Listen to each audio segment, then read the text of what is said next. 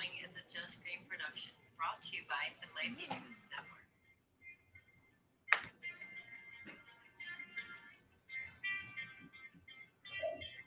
Network. What's up, everybody? It's the week of October 12th, 2020.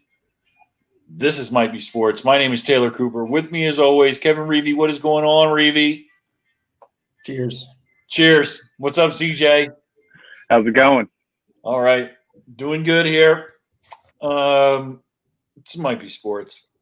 All new Might Be Sports. We are sponsored by Eunomia CBD. Go to eunomiacbd.com.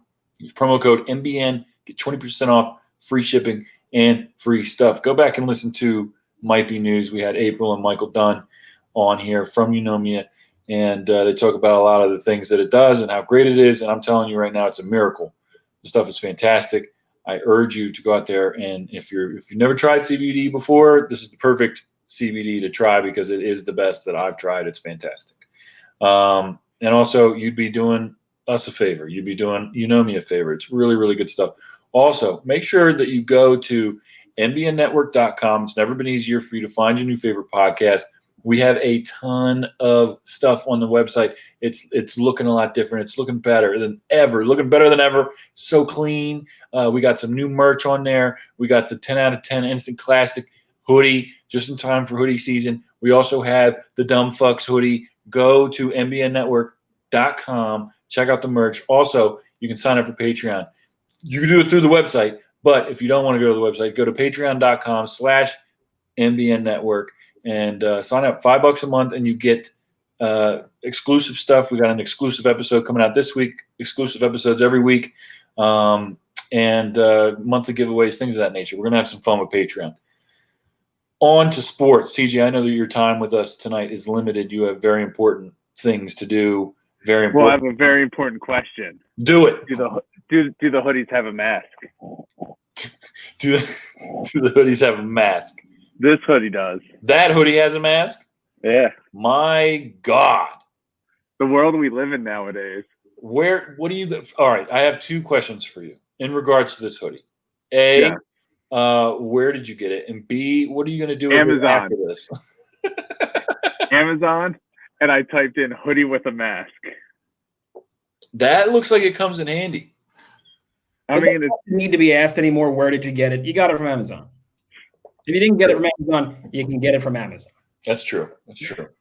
Yeah, so we are going to continue doing this remote for now. I can't wait to actually have you guys in studio. CJ, Reevy, are you wearing a sport jacket right now? I am. You look very snazzy. Very official. You have to dress it up. Taylor, see what happens when you run late and you have to reset your computer? He gets classy. We had a little bit of technical difficulties, but we got it worked out. Yes. I'm sitting at a desk this time, not Indian style on my – are we allowed to say that anymore? Not cross? Yeah. No, crisscross applesauce. Yeah. Indian style is not a thing anymore. I may have just gotten canceled. A day after Indigenous People Day, Reevy. God damn it. Of all times. I thought it meant Eastern Indian style. It actually makes sense if you think about it, because I'm going to be digging myself a deeper hole. But isn't that like a Hindu thing with the guy with three eyes that's like that with his legs crossed, floating 3 feet off the ground?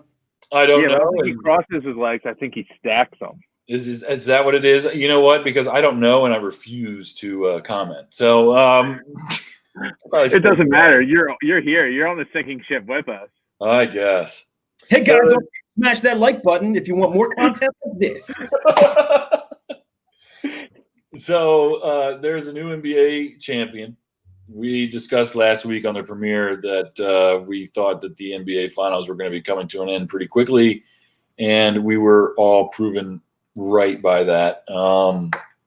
What's your biggest takeaway, Reevy, from the NBA finals? Do you have one? As a snooze fest, didn't watch any of the games. No, you didn't watch any of them?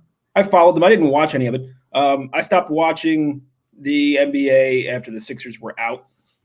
Didn't watch much of this to begin with. Wasn't that interested, to be honest, in the no-fan NBA. Like I said before, the NFL, I think, did it best. You don't really notice the fans are gone because they're just out of the frame they're just out of the frame. So with the NBA, the fans have always been part of that, and it's a big part of, the experience. Guys hitting free throws, you see the fans in the background going crazy. They're always being hyped up, the music going between plays. You know how it gets when there's 2 minutes left in a game and there's a million timeouts and the fans are into it, out of their seats. I mean, I can just think, growing up an Allen Iverson fan and the Sixers, when he got going and he got the crowd into it, it was a different experience altogether. So the fans being out of it, it took me out of it pretty quick, especially when I didn't have a hometown rooting interest. Right. I followed along. I didn't watch. So, it's just wasn't that interested. You and I feel differently about the presentation of the NBA, and that's okay. I was very impressed with it, and I was impressed with the innovation involved, the commitment involved from the players and from the staff of teams. Adam Silver just came out this past week and said that he's giving league employees $1,000 bonuses and extra time off for the holidays. They had 0 positive coronavirus tests in 172 NBA games. That is crazy, pretty spectacular. I mean, the way that they handled it, you didn't see any players, have to stop playing for a 2-week period or even at all, really, aside from normal injuries, obviously. But I feel like the presentation of it still was great and innovative with the virtual fans and the different things. And unlike any other sport, I feel like not that I watch much baseball, but I feel like the NBA took some extra steps with the different camera angles that you wouldn't get normally because the crowd wasn't there. And they had the camera going around the court, which was pretty interesting. And, it wasn't like a huge change, but it just carried over into something that felt like a little new, and I give them credit for that. I think that was pretty awesome that they were able to finish the season and at least, crown the Los Angeles Lakers the fucking champions. I'm sick of it. I'm sick of it already. They haven't even been champions a week and I'm sick of it already. Yeah. I mean, good for them, but it was always going to favor the team that I think had the most playoff experience. And, when you say team, 5 guys out on the floor, LeBron James going to play virtually every minute. He's 1/5 of that team. He's in the playoffs every year. He seems like he's in the finals every year. So it was, I think, advantage LeBron from the start. Yeah, for sure. One of the best players in the NBA, Anthony Davis, on his team.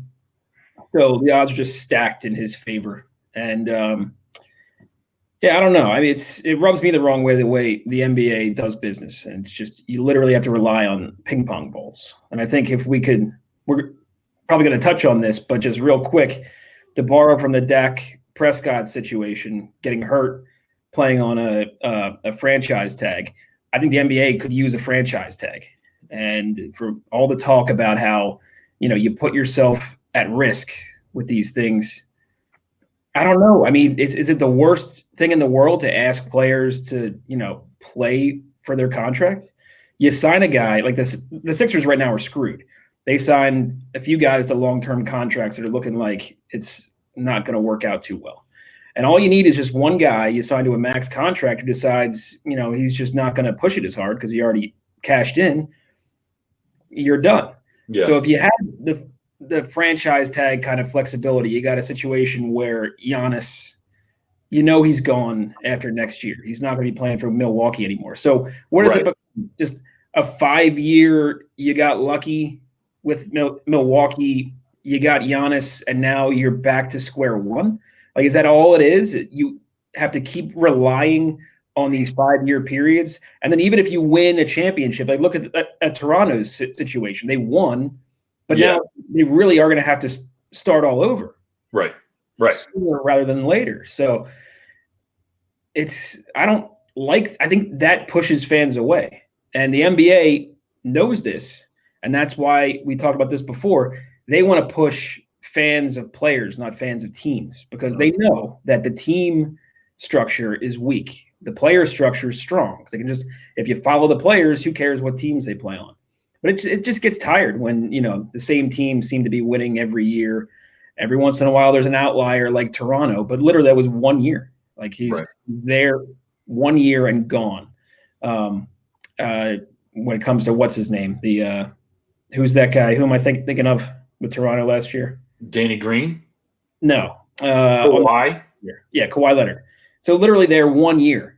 Yeah. And then they just hope and pray they win the championship. And they did, but then it's over. It's over. They want it all for. Like, you want something long term, ultimately. Fans won't always admit it, but you need something long term. CJ, I know your time is limited. You're getting ready to head out probably. Any last thoughts before you roll out? Tell us stuff. Tell you guys stuff. Well, I got nothing. I really got. I was gonna try and think of something creative with the NBA stuff, but I really didn't watch it after the Celtics went out. I watched like one of those games and then called it. Yeah. Dinner specials tonight. And I want third party lab testing to see about this coronavirus stuff with the NBA. I do not believe it's true that no one got a case. I believe they just covered it up. It's conspiracy. It's a conspiracy, huh? Yeah, conspiracy. Well, CJ, I really appreciate you taking some time to be with us tonight. I know you have a meeting to get to, and I don't want you to have to like rush out of here. So I really appreciate you taking some time to be with us. And CJ will be on here again next week.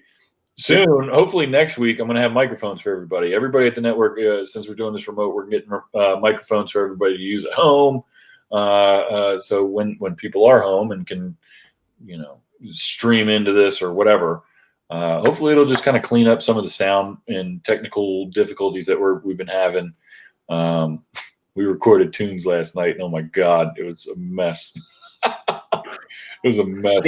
Can't wait to hear it. We're doing our best. You know what I mean? We're doing our best. So all right, I'll see you guys. Support the Schuylkill Canal Association. See ya. All right, man. Can you have them put in an order of crab balls? All right, I'll put the order right in for you. Thanks. I'll be right up. All right.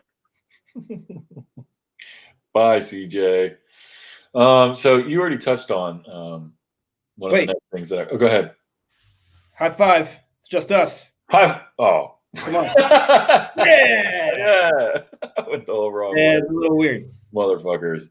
So you already kind of like touched on the next thing I wanted to talk about. Dak Prescott. Yeah. You were the first person that I thought of when I didn't see it happen live. We were watching a movie or something, and I all of a sudden my phone starts blowing up, and Facebook, and I'm like, holy shit, what is everybody talking about? Everybody was talking about Dak Prescott. And I as soon as I saw the replay, which I was surprised, they like showed it like multiple times, and usually they don't do that. I saw it blurred out in a few spots. Yeah, I saw it. Yeah, I did see it blurred out like after the fact or whatever. But wow, what a gruesome injury. What are your thoughts on that? What was the first thing? What was your first reaction to that? This might be a little controversial. Oh God. Okay, the first thing is, I think personally it's a little overblown, the whole like thoughts and prayers, prayers up for Dak. It's literally people are reacting like, for example, Joe Morgan, famous Reds player, actually died yesterday. Mm-hmm. Like he actually died. And there's way more sympathy for Dak Prescott's ankle than Joe Morgan, one of the greatest second basemen of all time, actually dying. So it's, not to compare two things, whatever. My point is, he's going to be okay. Right. You can, even if you framed it like, oh, he's having a great season, the Cowboys are having a great year, what a shame. Cowboys were not having such a great year. He was having a great season. Yeah, but they're this close to being 0-5. So that's not a part of it. I understand the thoughts of, this. You can have empathy for the guy. It stinks. You get hurt, your season's lost. It stinks. Yeah, of course, everybody hopes he's okay. But his career is fine. Right. How do I know this? I'm not a doctor. How do I know this? Because every time this stuff happens, the players are fine. Let's not be dumb about it. Let's just play the numbers. Alex Smith, extreme case. Yeah, he almost lost his foot, but he's back. He came back. He's playing. They all come back, especially players in their early to mid-20s. I can't think of one in the last 20 to 30 years pretty much at any position that didn't come back. Right. Any position. Now, let alone quarterbacks, are the most important player on the field. And frankly, they don't need their feet as much as, let's say, like a Willis McGahee, who, by the way, came back. He was young, got hurt, let's say 21, 22, might have been younger, had a phenomenal career. You never would have known Willis McGahee had an insanely bad fracture. Right. So I'm not on board with this. And everybody wants to talk about the franchise tag. And, this is a reason why you can't have the franchise tag. Please. He's making $31 million this year. In his 17-year NFL career, Warren Moon made $37 million. Dak Prescott's made $36 million so far. The difference is Dak Prescott's going to come back, and he's going to make probably $100 million more. It's hard to feel sorry for the guy when that's the case. Right. We don't feel sorry for the guy at Home Depot who turns his ankle and can't work the forklift for the next 3 months. If he's getting paid in full, he's on disability, he's fine. It's the same thing. Dak Prescott is on disability. I don't feel sorry for him. If a coworker of mine or whatever slipped on ice out with the disability and texts me and all the buddies and said, "Yo, I'm getting paid 100%," I'd be like, "Shit, show me where that ice is." Right. I want some of that ice. So it's just a little bit much. And I will admit, I'll be 100% real. Sometimes I root for injuries. Well, I don't root for injuries, but I'm a little bit happy. And I think people lie when they say they're not a little bit happy when the quarterback of their most hated team gets hurt and can't play anymore. That their first reaction isn't like, this is my whole thing with Michael Irvin getting hurt. Like everybody wants to say, how subhuman or whatever it was back then in the 90s when the fans may or may not have booed the Michael Irvin injury. The thing was, he was fine. Like, you're always fine. He was fine. Everything was fine. Nobody died. So he's a hated player on your rival team. And he gets knocked out. That's cool. I mean, the first instinct is going to cheer. You don't want the guy to die. You don't want him to be knocked unconscious. You don't want him to get, a serious concussion to affect the rest of his life. But you can't think of all these things in a split second. Your first reaction is, yeah. That's my only point. And it's natural and it's okay. We need to say these things out loud because they're just true. Yeah. Obviously, as soon as I saw it, I was like, oh, that's bad. That was my first thought. Second thought, he'll be all right. And I think he'll be all right. They have the quarterback in the league. That was my first. I was like, he'll be all right. Gordon Hayward, he's back. It happens to players all across different sports. It doesn't make it any less painful for them. And rough road. It is a tough recovery time for them. But my third thought was fuck the Cowboys. That was my third thought. It's hard to really, and not to hog all the talking time. I'm going to ask you this. Yeah. It was actually hard for me to get on board. We knocked the quarterback out. And first of all, the Eagles weren't playing the Cowboys. The Eagles stink anyway. And I kind of like Dak. He's a good player. Yeah. But also, I think this puts the Cowboys in a really good position because now they're not signing Dak. That's impossible. They can't franchise tag him because the number is going to be $37 million next year if they try to do that. They're probably not going to go long term with an unknown health situation. So the Cowboys are moving on, and I think that's the best case for the Cowboys. I mean, ideally, you'd think that their best case would be to get Dak at a reasonable number, but it looked like they were going to get Dak for an unreasonable number. So if you take two of these scenarios, them starting from scratch or then moving on with Dak at $37-38 million per year, I think, of course, you just start from scratch. Find somebody else. Andy Dalton might very well be the guy. So, I mean, what do you think? Do you think that the Cowboys are better off today that happened? No, I don't. I really don't. I don't think that Andy Dalton is a better quarterback than Dak Prescott. I think uninjured Dak Prescott has more upside from what I've seen long term. But now you're right. This throws a whole different thing into the mix of all right, well, do we want to pay a guy who may or may not be the same? He's not going to be the same. He's not going to be as mobile. You see the same thing with quarterbacks all over the place. Like you said, they come back all the time, but they're not the same. Whether it's mental or physical, because he could very well just come back and be scared to get hit.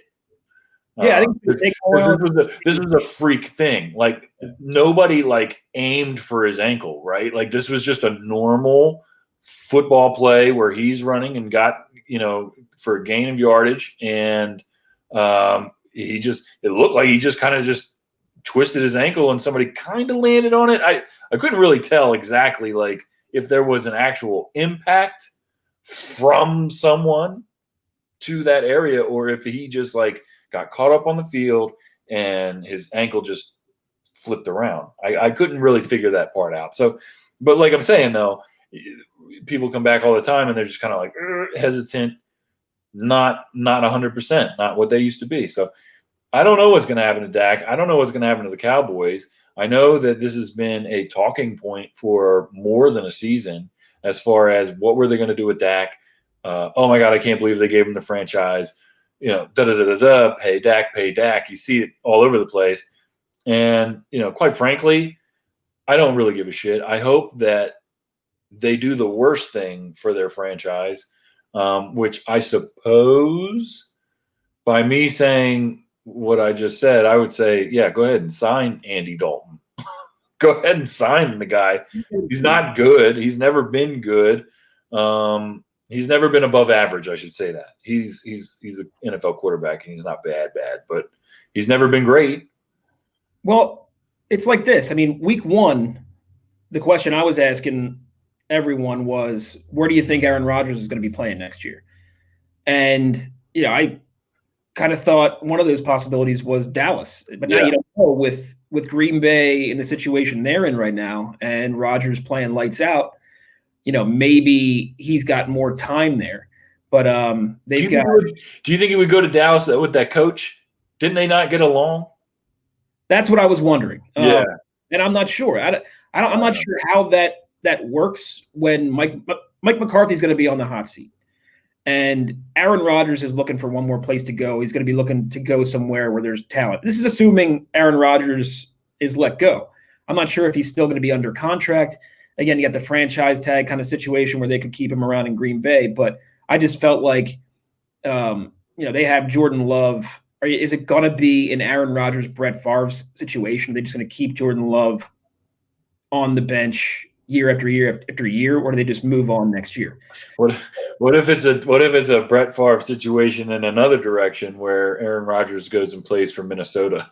That would be great. That would be fun. I mean, or Detroit, right? I mean, you look at it and it's there's a couple teams in that division that might be looking to make a change around the same time that an Aaron Rodgers becomes available. One thing that when I think of Green Bay, I think about them in the same regards as the Steelers, where it's they actually have a great, not a farm system. It's not a farm system in the NFL, but they bring players in, they draft them, and they build them up. And very rarely do you see coaching changes, changes at key personnel. That's why they have quarterbacks for so long. They have receivers and different other people for so long. I don't know. I mean, I'd be curious to see if Aaron Rodgers retires with the Packers. That's a big question mark for me. I don't really see him doing what Brett Favre did and play for two other teams, after he's done in Green Bay. That's why I think he would be most likely to go to one team and that's it. And if he's got issues with Mike McCarthy, then so be it. I mean, there's going to be a lot of talent on Dallas. No other team with that much talent is going to be in need of a quarterback. And I think right now in the NFL, you're kind of in an enviable position to need a quarterback, as opposed to how risky it is to draft one with the top 3 picks in the draft. You don't know how things are going to shake out. It could go any number of ways. How many quarterbacks went before Patrick Mahomes? I think 2. He had Mitchell Trubisky and can't remember the second one off the top. Sam Darnold? Sam Darnold. I believe that's right, yeah. You got those two guys. You know what? Darnold, if things go the way the Jets think they're going to go, they're going to end up taking Trevor Lawrence, number 1 overall in the draft, and he's gone. But Darnold's a guy, again, he could end up in Dallas. I think as opposed to paying a starting quarterback, unless you know what you have, and I think Prescott might have been that guy before he got hurt, unless you're 100% sure with like a Patrick Mahomes, which starting to be, Jackson is on that list too, but then it starts to creep into your head, shoot, if this can happen to Dak, it could also happen to Jackson if you run too. Sure. Yep. But unless it's like one of those top tier guys, aren't you better off just taking a flyer on some quarterbacks now? Maybe we're headed to an era where that's what you do. Maybe that's the better idea. You sign a quarterback for 3 years, unless you have the for sure franchise guy. You just keep rotating those guys, surround them with talent, put that money in other places. I think you can get by. You look at some of these backup quarterbacks in the league, and there's a lot of talent. You got Jameis Winston's backing up right now in New Orleans. Yep. Andy Dalton. Like I said, Sam Darnold's going to be available. Trevor Lawrence is getting added to the talent pool with a bunch of other guys. And I don't know. I feel like there's a lot of talent right now at quarterback. I don't need to spend my whole cap on one guy. I wish that the Eagles could be in the running for Trevor Lawrence. I wouldn't mind seeing Trevor Lawrence here in Philly. I don't know what I'm listening to sports radio, and it's kind of like half and half right now, where people are kind of like, all right, well, the Eagles didn't look bad against the Steelers. The defense was bad. People are trying to find the bright side in all of this. And I'm just like, what are we talking about? Like, the team looks like shit. The fucking receivers nobody's ever heard of. And I guess that's not necessarily a bad thing. You see what these guys did. I forget what the guy on the Steelers' name was, but the guy is fucking ridiculous. Number 11. And the guy on the Eagles was a nobody as well, scoring all the touchdowns. It's interesting stuff. But, like, I am currently – I just wish that there was some sort of consistency with the Eagles. And I wish that they would just cut some of these old contracts and old players. The Eagles are in a current situation, are suffering from just over loyalty, I guess. I don't know how else to really classify it. I just feel like they're too loyal to some of these players, specifically players that were on that Super Bowl team. And they're making the same mistake I feel like the Phillies did after they won the World Series by keeping some of these guys around for just too long. And right. I feel like we the fans are kind of suffering for it. But at the same time, if you asked me last year, I'd say, are you kidding me? I would never trade Zach Ertz. And if you ask me right now, I would trade Zach Ertz tomorrow for draft picks. Yeah. I'm not sure how many years Zach Ertz has left, if he's a free agent at the end of this year, or if he has 1 year left. I think it's this year. Is this next year? I think it's either this or it's this year or next year. If he has 1 year left, it doesn't. I don't think it matters. They're not going to keep him because it's a luxury they can't afford, and it's not paying off. The whole two tight end thing just isn't working out for them right now. And Dallas Goedert, he's been hurt, so maybe you haven't had an opportunity to really see how that's going to work. But you can't afford to have two tight ends right now when you have 0 wide receivers. Right. And I think what the Eagles do moving forward, going into next year, I don't think they let go of Howie Roseman, but I think they bring in somebody to run the draft. I think that's going to be the compromise. They give Roseman 1 more year, and that one more year means, all right, you're still the GM, but we're bringing in a guy who's going to run the draft, whether it's in the team in their system right now that they, give a promotion to, where they pick up somebody else. But I think that's where they're going to go with that. Just because, and as far as Carson Wentz is concerned, I've always been a pro Carson guy, and, probably to a fault to some extent. And that's just the way I am for the most part with Eagles. I've become an apologist sometimes. But I think if you look at it, and that's just being honest, if you look at it, you look at who he's throwing to and the protection that he has, the expectation is for him. Sometimes the argument becomes, okay, so what? The talent is not there around him. He's paid to be a superstar. He should rise above that. My argument is, okay, so he might not be a superstar, but what if he's still a damn good quarterback? Well, damn good quarterbacks still need protection. They still need wide receivers. Damn good quarterbacks can look lousy if they don't have help. Right. Or Aaron Rodgers last year. Everyone kind of thought he was washed up, and now 5 games in, he's knocking on the door for MVP. So I don't know. I just think he's a really good quarterback that needs some help. And not only that, you need to get into a rhythm. He needs to get into a rhythm. And when you start the year with no protection and no one to throw the ball to, it's hard to get a rhythm going. Right. Yeah. Like I said last time, Carson Wentz, last 5 games of the season last year, 10 touchdowns, 1 pick. He averaged 301 yards passing per game in those last 5 games. He was 4-1 in those games. The one loss was the ridiculous loss to the Dolphins where the secondary just gave that game up. So for everything he did, they should have been 5-0 in those games to end the year. That's the kind of quarterback you want. They were clicking. They had it going.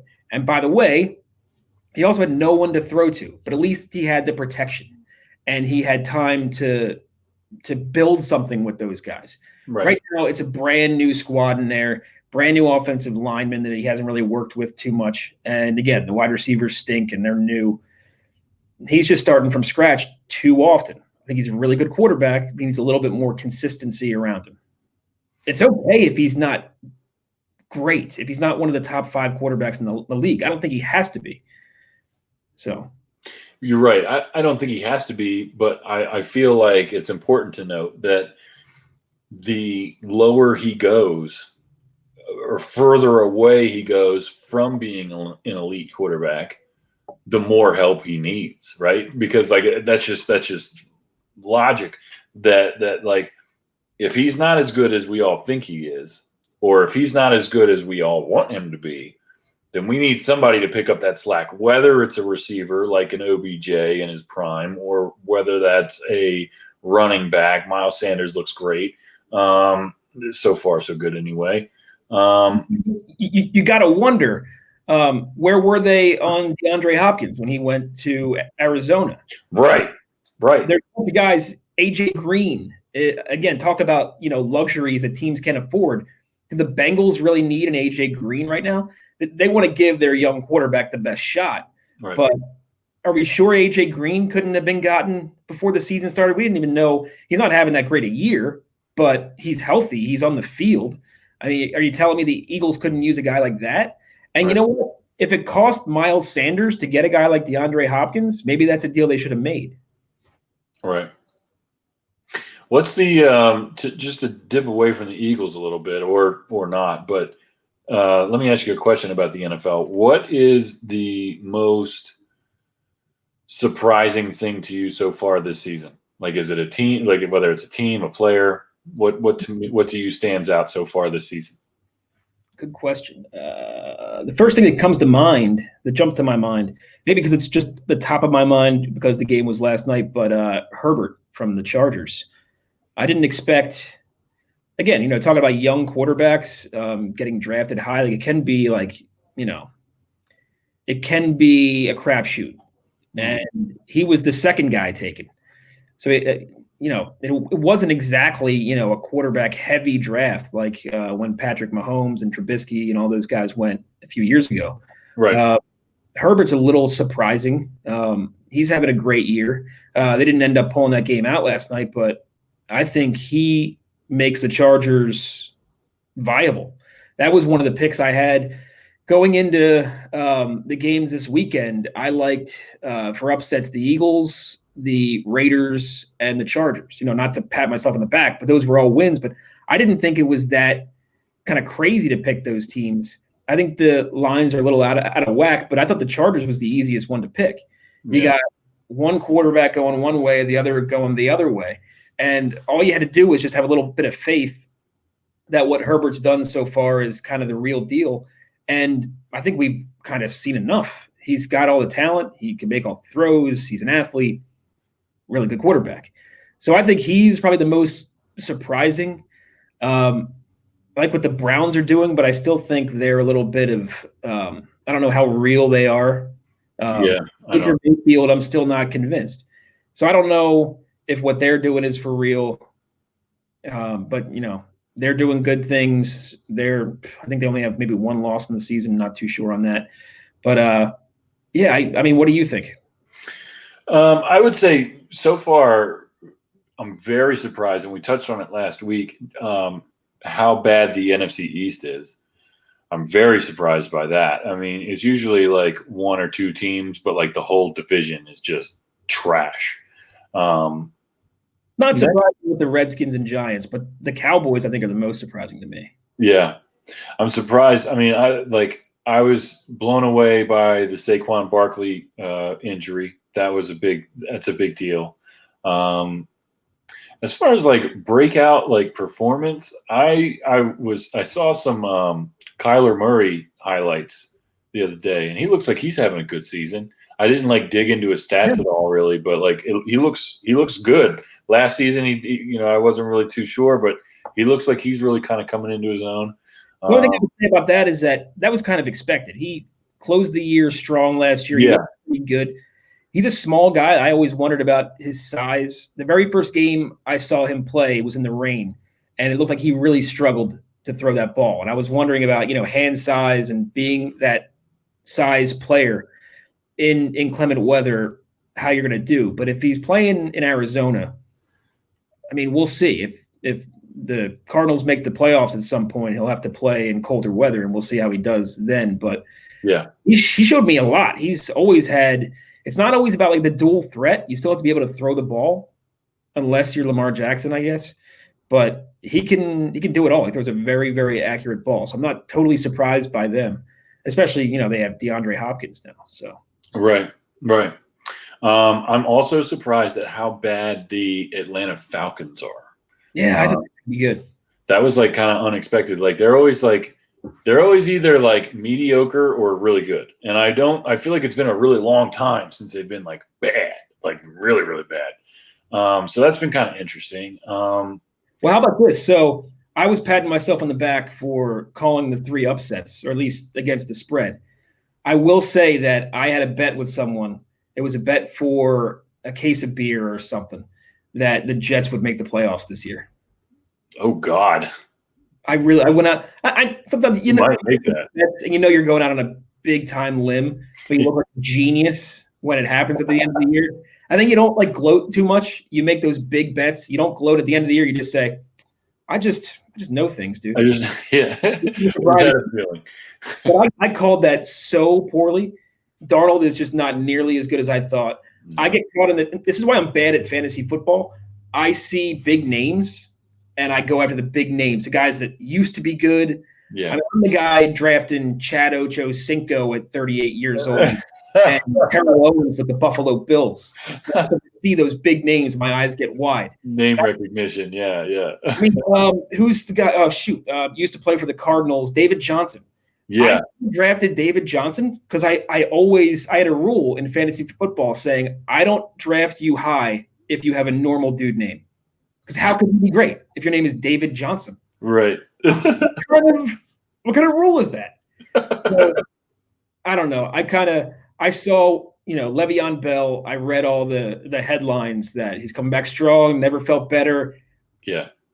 The new rule should be when you hear those headlines, when you see those headlines, never felt better, just do the opposite. It never works out. When has it ever worked out where a veteran player who's been hurt says, I never felt better going into training camp? I feel like my old self.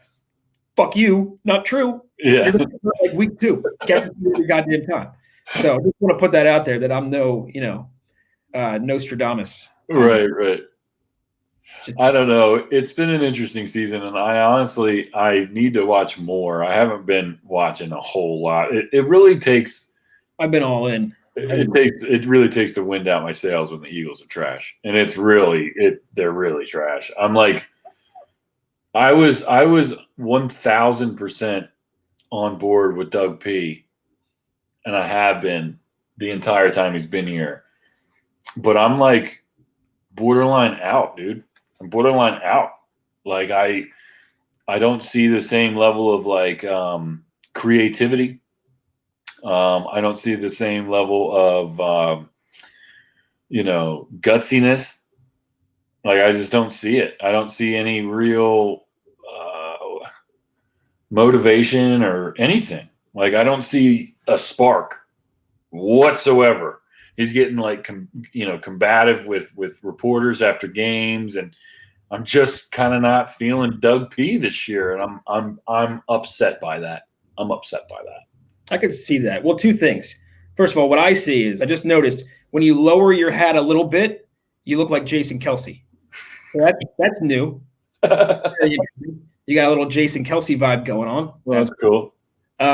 Besides that, if you could take, like, what do people on the outside think of the Eagles? And, who won the Super Bowl last year? Andy Reid. And he had to go. Right. So right. I would just say we got to be careful about who we think has to go because things aren't working out right now. It's the same thing I say about Carson Wentz. It's very easy for fans to say he's just not the same. He's not the guy we drafted. Hasn't been the same since he's hurt. Well, he was playing as good as any quarterback in the league the end of last year. He was that guy. We just easily forget it because it's not happening right now. So I'm cool with Doug Peterson. I think he's fine. I think he's yet to miss the playoffs since the Super Bowl year. They're fine. A few things go their way. Who knows if Carson Wentz doesn't have that concussion, the first playoff game last year could be a whole different story. We don't know. Yeah, it's true. It's true. They were red hot going into the playoffs last year. We also think sometimes that getting rid of a bad coach or a coach that's on a bad streak right now means that we get a coach that's good and is going to immediately go on a good streak. Right. It's just not the way it works. The Browns fired their coach 2 years ago, and they went on a run and almost made the playoffs after starting like 1-6. They stuck with that coach the following year, and they were total garbage last year. Right. So it's just it doesn't always work that way. I understand it's what have you done for me lately, but what he's done long term is win this team a Super Bowl. He's been there, so that's going to give me a whole lot more time with him. Just to let him right this ship, especially because he's not the one filling out the roster. So I think Roseman's got to go first. I think that's at least a year away. So if you don't like the way it's looking right now with their leadership, it ain't going to change anytime soon. I want to jump into Go to the Week because I want to talk to you about something. Yeah.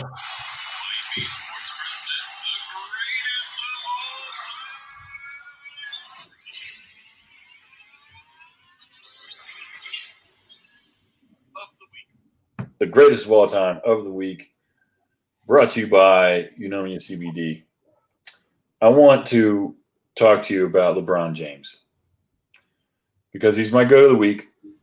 They just won the finals, and he's the first player in NBA history to win the championship with 3 different teams, which is a big deal. It's a big deal. I have said it many, many, many, many times on the show and in real life that I am not a fan of LeBron James, the athlete. I like LeBron James as a person. I feel like he means well and does a lot of really good things. His I Promise School is just an incredible thing. And he's my go to the week because he is the GOAT. I mean, presumably that's what I wanted to ask you. Does this change anything? Does this change the dynamic for you? Is he the GOAT? I don't know. I don't know how to answer anymore. I kind of feel like I have to see his Space Jam first before I really answer the question. I feel like I have to really see how he stacks up against the Monstars before I go all in on him being the GOAT. One thing that really subtracts from his from the debate for me is that there are no McDonald's commercials featuring him with the Nothing But Net or whatever it was called, or wasn't that what it was? With Larry Bird, he did a bunch of things. Yep. I like that, and I know it sounds stupid and it sounds silly, but I just remember growing up watching Michael Jordan and just feeling like I would never see anything like that ever again.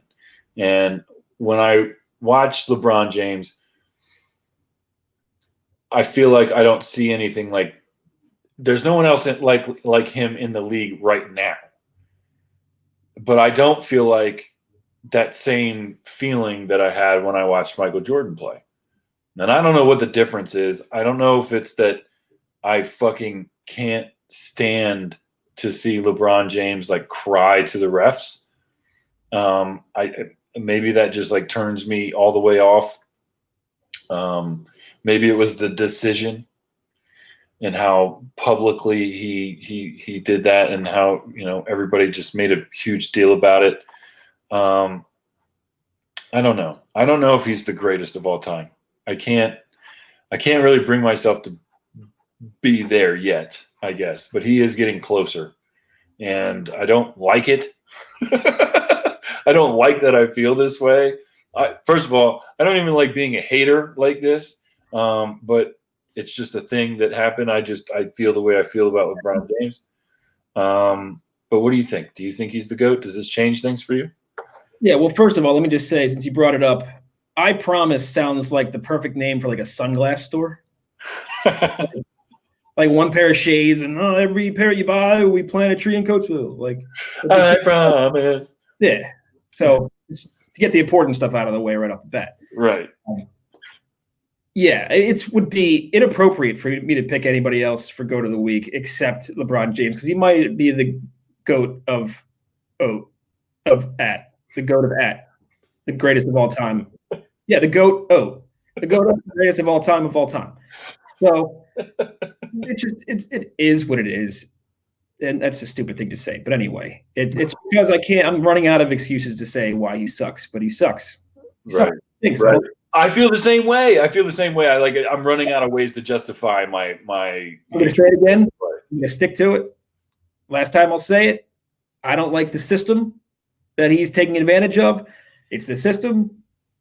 Whatever. It's the same thing with like, why so and so didn't pay more in taxes. It's a shitty system. Change the system, and it won't be so shitty. So LeBron James is taking advantage of the system that allows him to pretty much, pick up the phone and kind of buy championships. But, it's still really, really difficult to win these things. Sure. And it's not like he played his ass off. He played his ass off. Yeah, you could make the argument with the Heat that he had like the three best players in the NBA. Right. You can't really make that argument as much anymore. It's way more to do with him. So I get that. It's just, I give the edge to Jordan just because he never did that, never had to. And in fact, I think he went to a subpar team. He went to the Wizards. He tried to come back to prove that you can put me anywhere and I'm still going to win. And if they would have drafted the right guy that year, people kind of forget. They think Jordan was trash when he came back. He was on his way to winning Sixth Man of the Year. He really was. He got hurt. He couldn't play the full season. They were right around 500. Right around 500 gets you to the playoffs. If they had made the playoffs with a healthy Jordan at like 40 years old, whatever he was, that would have been maybe one of the all-time greatest times in sports we were robbed of because he wasn't able to get there. Right. But I forget who the guy they drafted. He ended up on the Sixers at some point, but the dude out of high school, they totally screwed that up. But I forget who there was big time players. It wasn't the Carmelo year, because that would have been LeBron James, right? Or was it? I don't know. I'm trying to think. I don't know. Whatever it was, but I just can't put him. I just can't put him above Jordan. I just don't. In my mind, like I put him above Kobe. I put him above. I mean, who else? Like he's in the top three for me, I would say. Kwame Brown is who I was thinking of. Sorry. Oh, okay. If they would have drafted anybody else but Kwame Brown, probably any of the other top four players above him, and put on that team with Michael Jordan, I think the Wizards still had Rip Hamilton at that point. I could be wrong, but they were an interesting team. But I'm totally tangenting over your point. and that's rude. I shouldn't do that. It's okay. No, I accept it. It's totally fine. Because, like, I mean, I don't even have a point. My point is that, like, it's getting more and more difficult, like you said, to justify my hate for LeBron as a player. I can sit here and talk about the good things he does and how I admire him as a person all day, but as a player, I've just never gotten down. And he's starting to grow on me, I guess, just because, like, and it sounds stupid because he's collectively probably the best player in the world right now. King James, all that shit. That's the thing I think that really bothers me too. I don't dig the King James stuff. I don't dig that stuff. I don't dig that I'll let you guys do the debating about me, blah blah blah blah. Like, I just stop. Just stop. Everybody thinks you're the best. Just stop. He makes it worse. That's my point. He makes it worse. Kevin Reevy, thank you so much for being with me tonight, man. I appreciate it. We're going to be back next week. Hopefully everybody's got mics by next week. That's going to be really fun. Hopefully it works out. I hope it works out. God. We're sponsored by Eunomia CBD. EunomiaCBD.com. Use promo code MBN. Get 20% off free shipping and free stuff. Go to MBNnetwork.com. Check out the merch. Get a Dumb Fucks hoodie. It's hoodie season, people. Get it while you can. Kevin Reevy, peace out, man. Great job tonight. Mary Murray week. There you go. Peace out, everybody. See you next week.